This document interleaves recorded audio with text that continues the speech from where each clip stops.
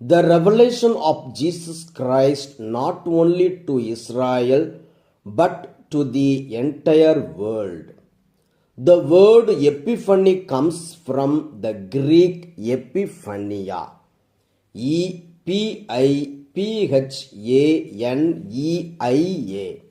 meaning manifestation or appearing.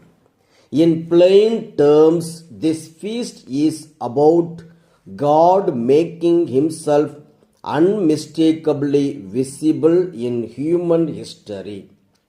The gospel story centers on the visit of the Magi, wise men from the east, who follow a star to Bethlehem.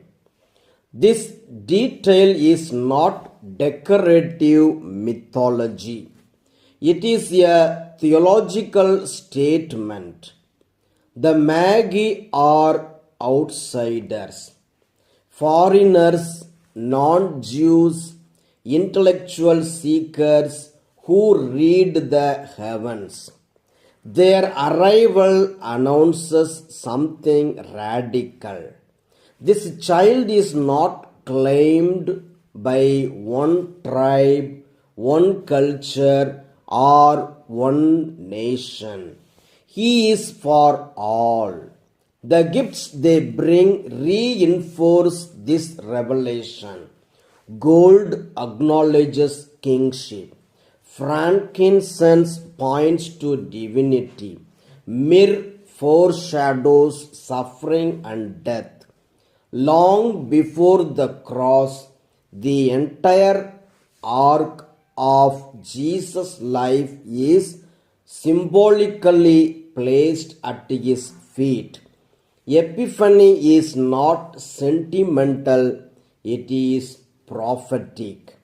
Epiphany Sunday also confronts complacency. Herod reacts with fear.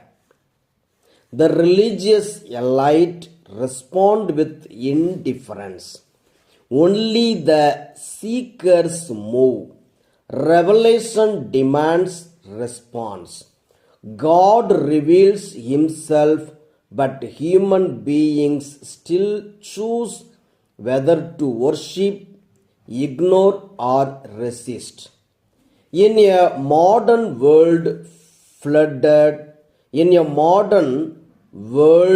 flooded with noise, Epiphany cuts through